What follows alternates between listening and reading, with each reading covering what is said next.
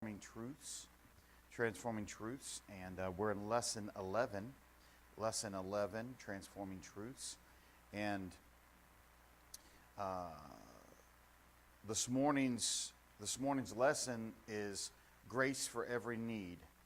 I'm sorry, not 11, I apologize, we're in 12, thank you.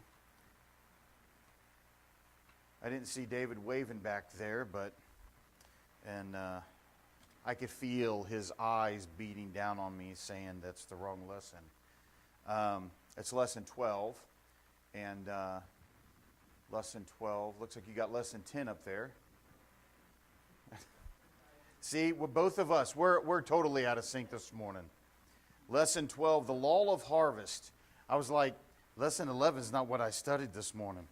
But anyway, lesson 12, the law of harvest, and this morning, Galatians chapter 6 and verse 7, it says, "Be not deceived, God is not mocked, for whatsoever a man soweth, that shall he also reap. For he that soweth to his flesh shall of the flesh reap corruption, but he that soweth of the Spirit shall of the Spirit reap life everlasting.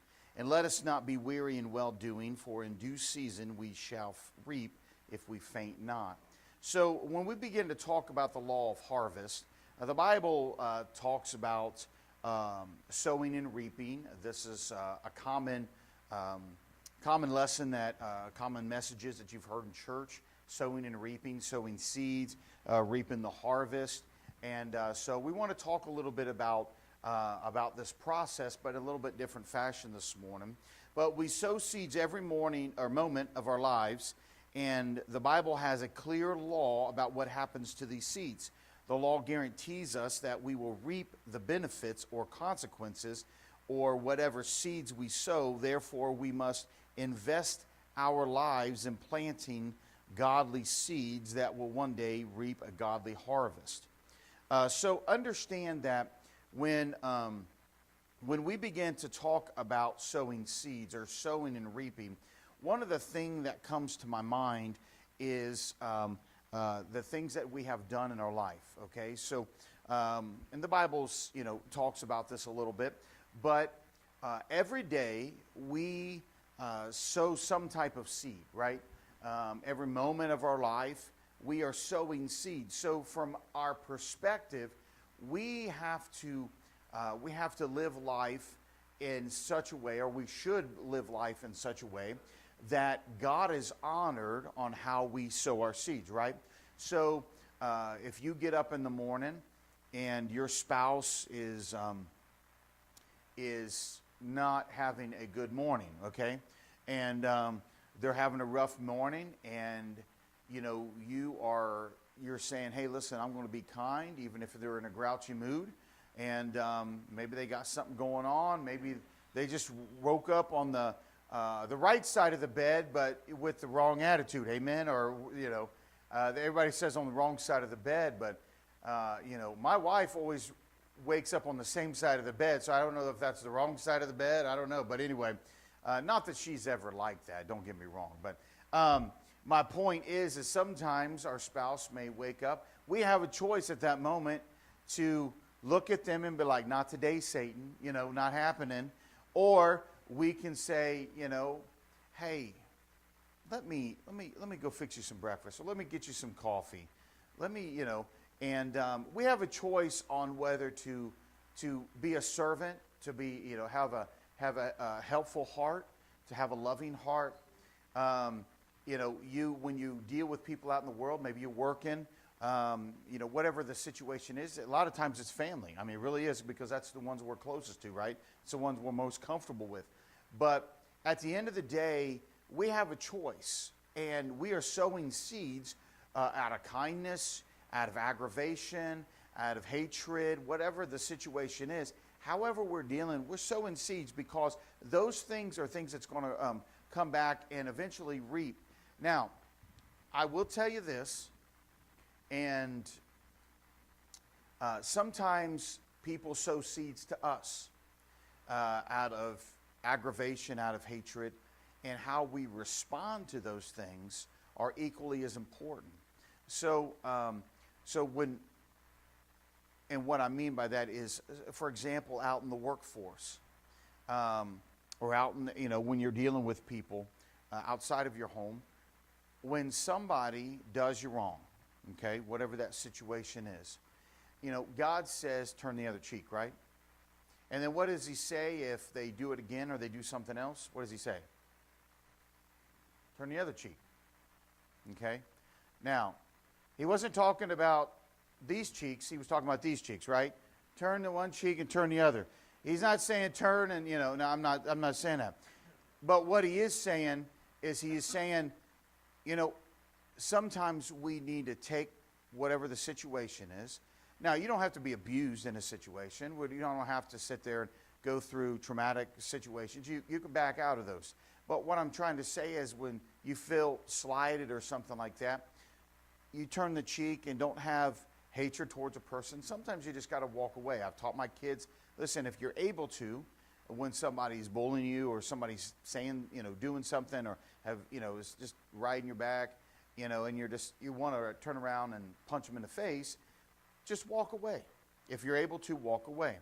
But the whole point is we don't want to react in a way that God would not be honored about. Now, I'm not saying that there's not appropriate times to fight, because there are. Okay, there are. I'm not saying in school. I'm not saying, but there are appropriate times to stand up for yourself. And but that's not what we're really talking about this morning. What we're talking about is the everyday occurrences that we get when people do things against us. God is basically saying you will receive rewards for being able to control yourself. Control is a big problem in today's society because our culture teaches it's all about you, right? That is what our culture is teaching our children. It's all about you. It's not about anybody else. It's not about the society. It's not about God. It's not about anything. It's just about you. So how you want to be treated, you treat somebody else. Well, that's part of the golden rule we've heard over the years. Do unto others as they've done unto you. But our culture teaches that whenever it comes down to it, how you want people to treat you. I'm getting this out of it. How you want people to treat you is how you're going to have to force other people to treat you. Does that make sense? So what we see is especially today's generation, that has not really, for the most part, been taught any type of godly practices, any type of Bible. The Bible is almost extinct in this generation because their parents, who might have gone to church, has stopped going to church, has stopped practicing Christian principles. And what we see today is we see teenagers and we see young adults that have no work ethic. They have no respect towards anybody that's older than them or authority. My dad always told me, and if there's somebody that's older than you and they are talking, try to listen to them. Because if they have lived life longer than you have, they've probably experienced things. And although that may come out as bad advice, at least listen to what they got to say, because they may be able to save you some problems and some headaches. My dad taught me to respect authority. I remember at every parade, my dad was in the Navy in the 60s. My dad taught me that whenever they came by with the flag, the military came by, to stand up. My dad would stand up and salute the flag, but stand up for a respect for a military. Those are things that I do today because they were ingrained in me as a child. I watched my dad do those very things. And so my point with all of that is we've got a generation or a couple generations where parents just said, I'm no longer going to church. It doesn't really matter anymore. And it's all about who I am. And now we have a generation that is the culture is teaching it's only about you. It's not about anybody else. Who cares about everybody else? Just make yourself happy. And see, that is not what the Bible teaches. And that is not what God teaches. That's not something that makes God happy. So number one in your books, you reap what you sow. You reap what you sow. I believe that's self-explanatory. when you sow something, you eventually will reap that. And letter A there, see your thoughts, words, and actions as seeds. So the thoughts that you have in your mind, it starts with the thoughts, I will tell you that. Your attitude a lot of times will start with your thoughts. Now, if you watch a show that is, I'm going somewhere with this. The other day I watched a show with my wife, and all of a sudden it just began having language, just a lot of cussing in it. And I was like, man, and the show was almost done. We'd watched this entire thing, and it wasn't really any language in it. And we were just watching this TV show. And but then it was almost done, and all of a sudden it was all this cussing, and I'm like, man. And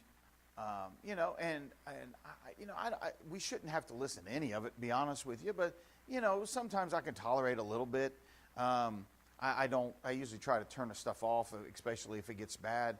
But I'll be honest with you, it just kept going and going, and all of a sudden then it stopped, and the plot got dark. It was really like a dark plot all of a sudden. It was like the reader went into like some some fit when they were writing the script. It was all of a sudden it just made a total change, and it was dark, and I'm like, what in the world? I'll be honest with you, after I got done watching that show, I felt like aggravation. I felt like it was a change in my mood. And you don't understand the things that you watch and the things that you think about. A lot of times the things that you watch or you listen to plants thoughts into your mind. It brings up things. That's how the devil works. And you say, well, maybe some of the music that you listened to whenever you were in your teen years, and it doesn't have any impact on me. Well, I'll be honest with you, it does. It does have impact. Good and bad music, stuff that was honoring in God and stuff that's not. I remember a group like Van Halen and Metallica and some of those groups. A friend of mine, I remember when we were teenagers, he used to listen to that. I didn't listen to it, but he used to listen to him. Sorry, I almost had a sneeze there, and I never paid attention on how it would affect. But when I was in the car with him, I didn't say nothing about what he played on his own radio. We were going to go bowling or go to a ball game or something like that. But I will be honest with you, we got into a conversation because all of a sudden he started going to church with me, and all of a sudden he started listening to specific types of songs, and things started happening. He started having events happen that scared him. He began to see things. He wasn't on drugs. He wasn't drinking. He wasn't doing any of that stuff. But things began to happen. That's what the devil does, man. And he was, I remember he called me up in a panic one time, and he said, he was listening to Shout at the Devil as he's driving down the road. Heavy metal song, and he's listening to that, and all of a sudden he began to hear somebody talking to him. And all of a sudden he's like, whoa. There's nobody else in the car. And the more that song went on, the more that, and I'm like, man, people think that the devil's not real. The devil's real. And the moment that you begin to try to turn towards God, what is the devil going to do? He's going to begin to fight. And if you're listening to things like that, and you're partaking in things that, I'm telling you, the devil uses those things. Another time, he was listening to another heavy metal band, and I'm not harping on heavy metal this morning. I've never been a big fan, but I will say that most heavy metal, or all heavy metal, is probably not honoring to God. The Bible talks about listening to music that glorifies God. I don't think I've ever heard a heavy metal song. I could be wrong. That glorifies God, but that you can even understand anyway. But I will tell you that He had another one that he was listening to, and he's sitting there, and all of a sudden the antenna of his car, he's sitting there looking out, straight out the front window, and the antenna of his car, and by the way, antennas used to be on the front of the car on the hood, if you remember those, the metal ones there, and it went all the way down to his hood, and then started flopping back and forth. He didn't see a bird, he didn't see an animal, but it was as if somebody just grabbed a hold of this thing, put it all the way down, and released it.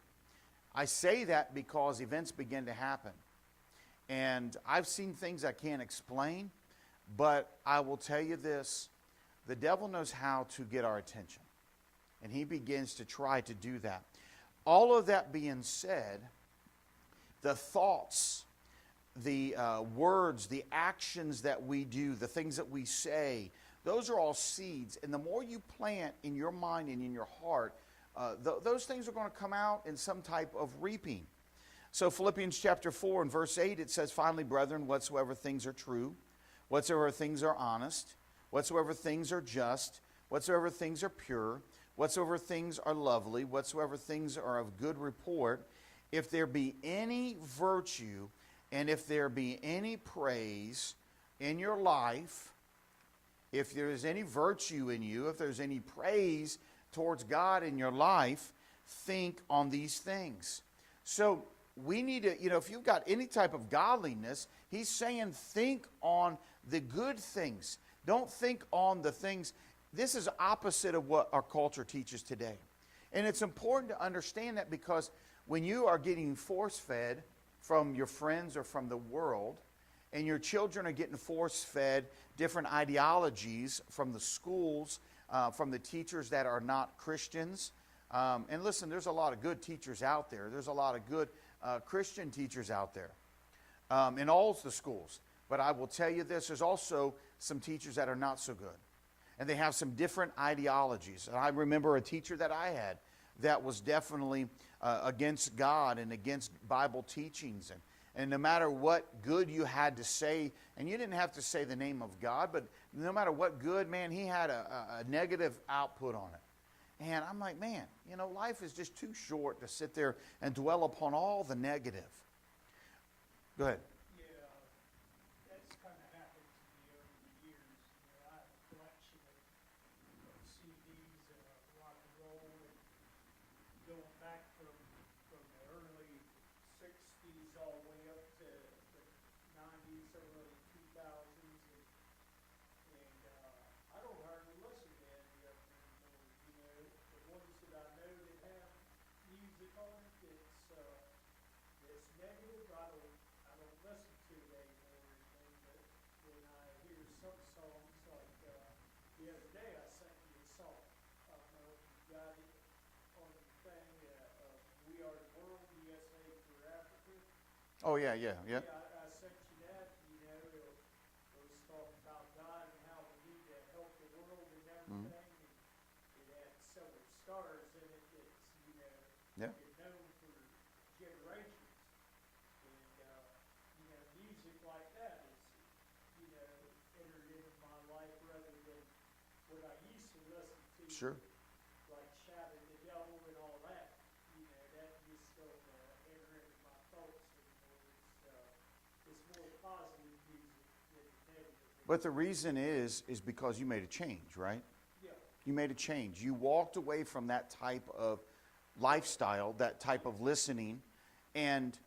But from that experience, though, when you listened to that kind of stuff, when you made those type of decisions back then, did you have good things that come out of those things, or did you have bad? When you listened to the old music, it made some of the old decisions. It wasn't good. And the thing is, that's why God says that we need to leave the old lifestyle, especially if it's something that's sinful. We need to leave the old lifestyle. And listen, everybody has baggage. Everybody has an old life. Now, some may not be considered, some people may say, well, my life was worse than yours, or your life was worse than mine. I haven't done those things. But we all carry baggage. We all carry baggage from sin. And we all have that in our life. Nobody's exempt. And that's why you can't point fingers. It really can't, because In God's eyes, sin is sin. So, to be totally honest, when it comes down to it, your life, my life, each one of we're still in the same boat because we've lived a life of sin. And it may not be in the world's eyes as bad as somebody else's. But you know, as a kid, whenever I grew up, man, I didn't sit there and cuss. I was taught not to cuss. I respected, most of the time, I respected people, adults. Whenever I got to be a teenager, I never drank. I mean, to this day, I haven't drank. If I have, it's not been in my own, doing. But I didn't drink. But you know what? At the same life, though, I had a mouth with my mom. I smarted off to my mom. Is that sin? Yeah. And the point is, did I still have sin in my life, just as my friends that were sitting out and drinking and stuff? Absolutely. That's my point. Is none of us deserve, and that's what really we sow the seeds that we reap. So be careful what you sow. Be careful what you put on social media. I'm just telling you, because your seeds are being visible to everybody else. Be careful. I promise you, at the end of the day, I promise you, the more you air your baggage out on social media, the worse things will get for you in your life. By far. Don't take my word for it, but I've seen the experience. People that are suffering, listen, they're trying to get attention, they're posting out. I promise you, it's not what you want to do. Go to somebody. Go to somebody. Find a friend that you can talk to. Do it that way. Voice your frustrations, because social media, listen, people don't forget that stuff. It's just as if you walk in to your job and you go to every person in your job and you say, you're like, you know what? I'm going to get a new job. I'm going to leave today, and I am sick and tired of all you people. You're an idiot. You're an idiot. You're an idiot. You walk around and you tell everybody this, right? And then the job you thought you was going to get, you're not going to get, and you got to keep the one that you got right now. What would happen? All of a sudden, it'd be like, Monday you're walking in. Friday you just called everybody idiots. Monday you walk back in, and all of a sudden it's like, hey, how you doing this morning? Things would be a little uncomfortable. People wouldn't forget that, would they? And social media is the same thing, man. You're airing out your frustrations. Listen, you know why things seem worse today in a lot of different ways? Because of social media, because people are sitting there posting their entire lives out there. I'm sitting there, I sit there and see people's daughters. And I try to stay off of social media. I try to use it for good stuff. That's about it. I don't sit there and post. I don't sit there and creep on everybody's stuff. Man, I don't want to see all the pictures. But I have seen people's daughters dressed up at a church, and in church. I've seen them wearing stuff where they're posting stuff out on social media, and mom and dad's posting it, or they're posting stuff, and I'm seeing them dressed inappropriately. I mean, come on, man. You're showing the world. That's forms of pornography, I'll be honest with you. Social media can be used as a good thing, but most people don't have those reservations. They don't know how to reserve themselves. They don't know how to keep from posting everything. Because we all want attention. Maybe not everybody, but most people want some type of attention. They want people to, oh, great job, man, you look nice. And listen, I'm not harping on all that. What I am saying is, just be careful what you put out there. It doesn't go away. Just so you know, every picture, every comment, you can delete stuff, but it doesn't go away. It will always be out there. There is a memory in the government. There is a memory, listen, on those servers that never leaves. They don't delete anything. So every little thing, the comment that you put out there, I promise, it may come back. And that's where this is going to come in a second. So go down to letter B there on page 103.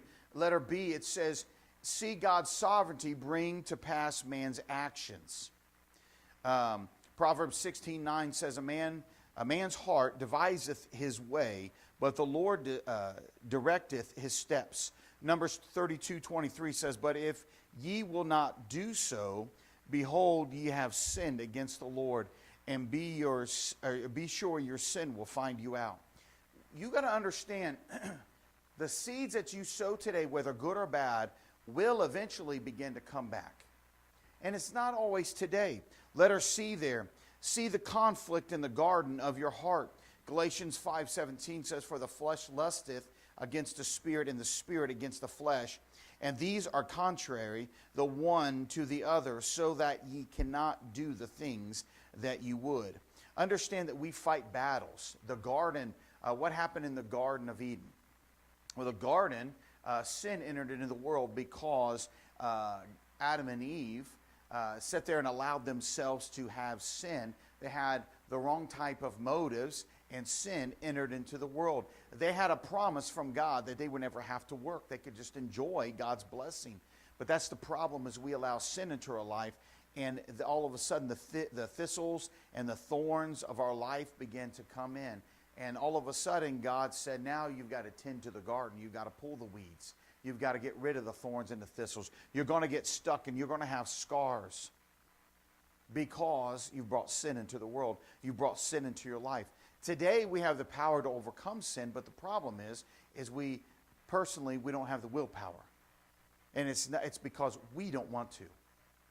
It's just like sugar. I have a sweet tooth. I have many sweet teeth. I have sweet teeth, not a sweet tooth. I like pop. Pop's not good for you.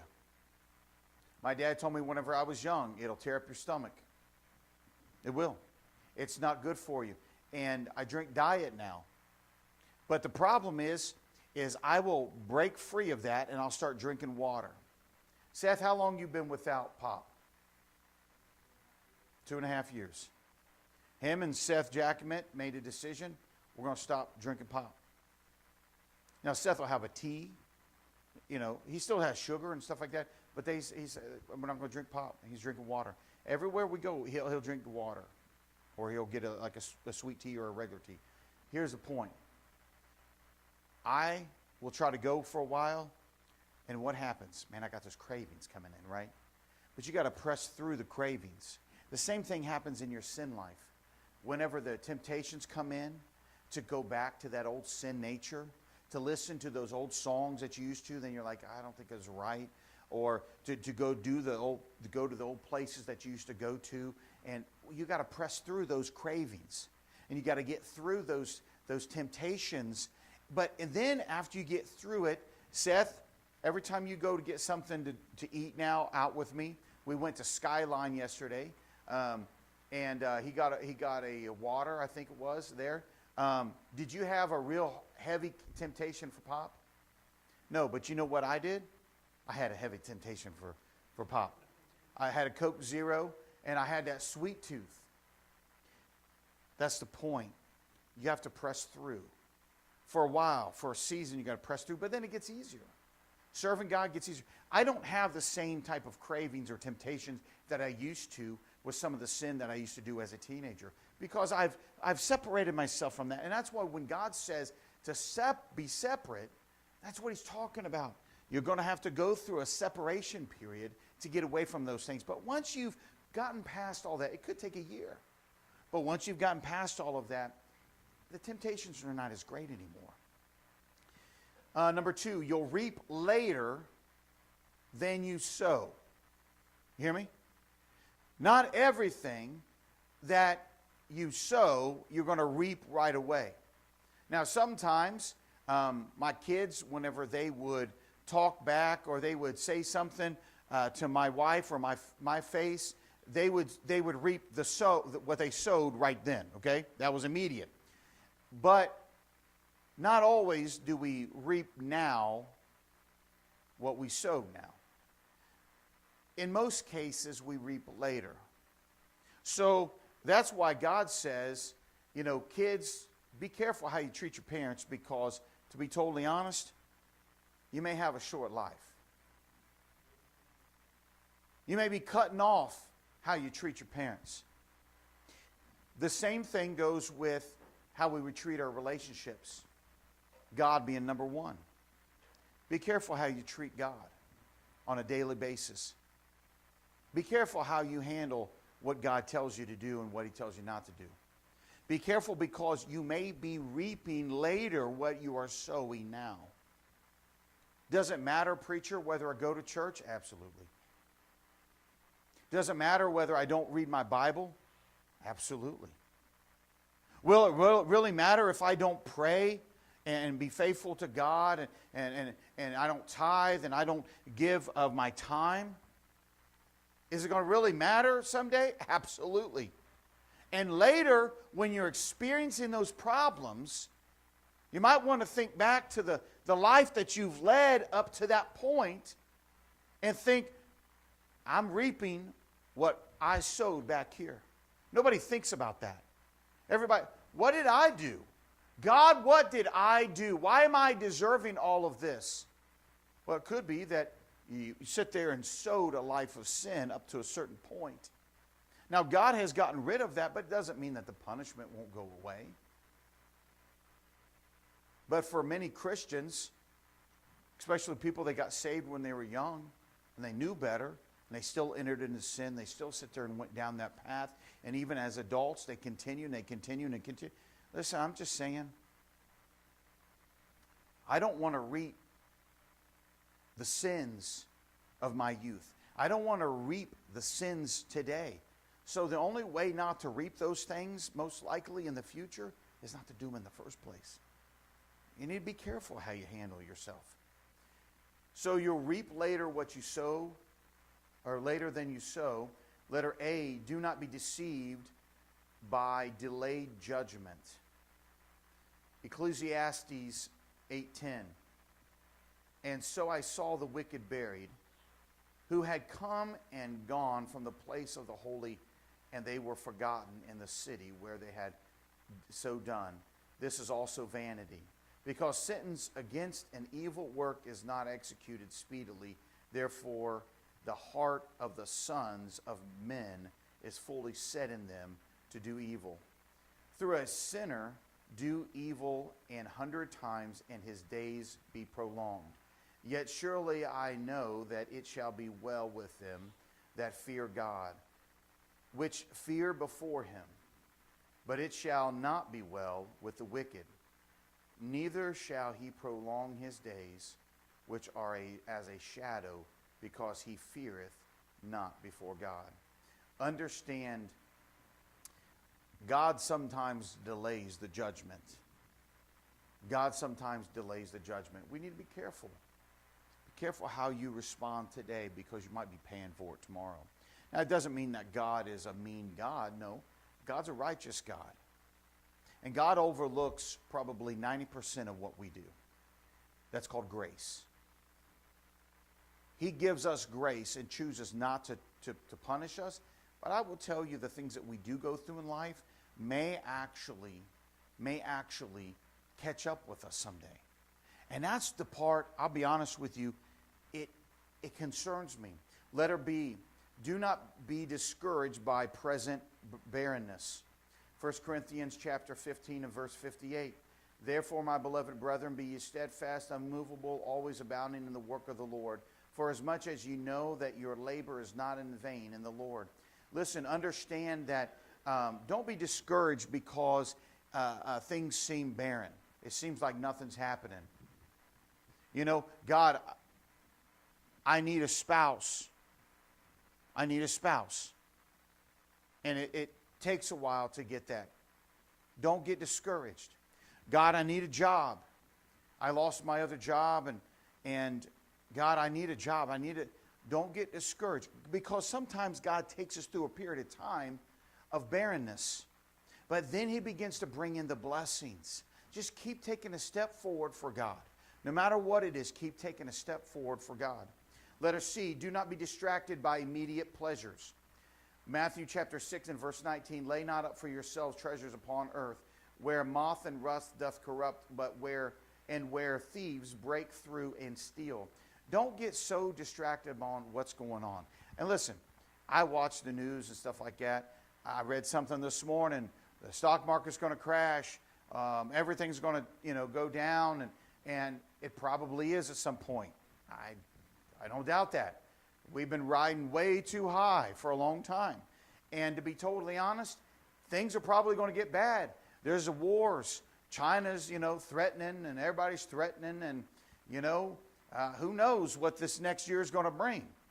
But I'm going to be honest with you, I'm choosing to let God worry about that. Because at the end of the day, that's not my responsibility. My responsibility is today and now. It's to serve God. And listen, so don't get discouraged. Don't, do your best at trying to prepare for life, but understand, man, take a day at a time. Lastly, number 3 here, and we'll be done. You will reap more than you sow. Number 3, you will reap more than you sow. Always. So if you sow bad things, guess what? Are you going to reap more bad things? Absolutely. If you sow good things, are you going to reap more good things? Absolutely. So in my life, I have had to make a choice that I'm going to try to sow more good things than I do bad things. Do I ever make mistakes? Absolutely. I'm a sinner just like you are. I make mistakes just like you do. Don't talk to my wife. She keeps a book, a ledger. But anyway, honestly, I make mistakes just like you do. But I have a choice that I'm going to try to positively make a good impact. I'm going to positively try to make the best choices I can, because I know that someday, even though I'm going to have to answer for some things that I've done in my life, God's going to bless me. And so that's the point. Listen, it's not doing so that you can receive, but I'll be honest with you. In my life, I want God to be happy with me. And that's the way you should be. God, I want you to be happy with me, so sow more positive things. Take every opportunity to plant, letter A, take every opportunity to plant good seeds. Imagine, letter B, imagine the consequences of every seed. Oh, let me tell you, if you take every opportunity to plant good seeds, you're going to have to worry about all the consequences of those bad seeds. But imagine the consequences of every seed. If you had to pay for the consequences for everything that you've ever done, we'd all be in trouble. But the grace of God, He doesn't do that. The letter C, do not quit on any good seed. If God is using you to be able to do some type of good seed in your life, don't quit on it, man. Try to press through. Do your part as best as you can until God moves you in a different direction. Any thoughts? All right, let's pray. Dear Heavenly Father, Lord, we love and thank you, God. So grateful for this lesson. I pray, God, you'd help us to be honoring to you in everything that we do. Help us to remember that everything, every choice, every thought that we do, God, is seeds that is being planted somewhere. God, help us to